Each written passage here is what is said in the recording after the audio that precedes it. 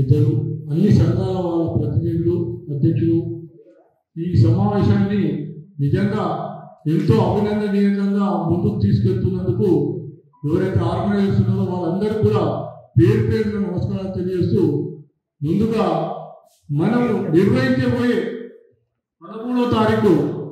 ఏదైతే జల్బిఆర్లో అనుకుంటున్నారో ఆ యొక్క సమావేశానికి అందరూ కూడా అన్ని సంఘాల వాళ్ళని కూడా కలుపుకొని మనము ఇక్కడ ఒక చిన్న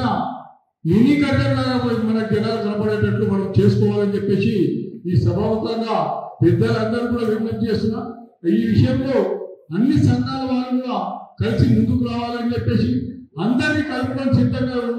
తీసుకెళ్ళడానికి మా సభ తరఫున కాకుండా మొత్తం మునుగు కాపుల యావత్ మునుగు కాపుల తరఫున మేమందరూ ఇక్కడ ఎవరైతే రాష్ట్రంలో కూర్చున్నారో వేదిక అందరూ కూడా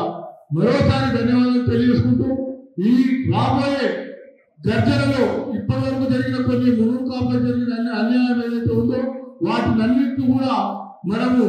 పక్కన పెట్టేసి మనం మునుగు కాపులు అంటే ఏంటో తెలియజేసుకోవడానికి ముందుగా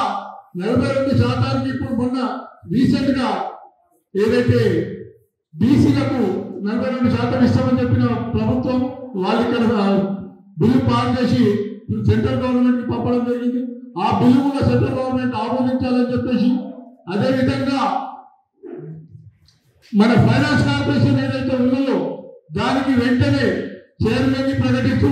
దానికి నిధులు కూడా ప్రకటన విడుదల చేయాలని చెప్పేసి ఈ సభాముఖంగా కోరుతున్నాను. అదేవిధంగా మన మునుగు కాపులకు ఇది వరకు ఎప్పుడు కూడా జరగని అవమానం ఈ రేవంత్ గారి ప్రభుత్వంలో జరుగుతున్నది. మునుగు కాపు బిడ్డకు ఎవరు కూడా మనకు మంత్రి పదవి ఏదైనా ప్రభుత్వం ఉందంటే ఇదే మొదటి ప్రభుత్వం మనకు కనపడుతున్నది. కాబట్టి వెంటనే మునుగు కాపు బిడ్డ అయినటువంటి ఆది శ్రీనివాస్ గారికి మంత్రి పదవి ఇవ్వాల్సిందిగా డిమాండ్ చేస్తున్నాము. అదేవిధంగా రాబోయే కాలంలో ఈ యొక్క శివగర్జన మేము ఏదైతే అనుకుంటున్నామో దానికి అందరం కలిసి సమిష్టిగా ప్రతి జిల్లా కూడా వెళ్ళేసి గ్రామ స్థాయి నుంచి మండల స్థాయి నుంచి జిల్లా స్థాయి వరకు కూడా వెళ్ళి అందరినీ కూడా కలుపుకొని ఆ రోజు సమావేశాన్ని గర్జన కార్యక్రమానికి అందరినీ కూడా ఆహ్వానిస్తూ ఆ యొక్క గర్జనను జయప్రదం చేస్తామని చెప్పేసి ఈ సభాముఖంగా తెలియజేస్తూ ఈ అవకాశం ఇచ్చేటువంటి పెద్దలకు ధన్యవాదాలు తెలియజేస్తూ ఇంతకు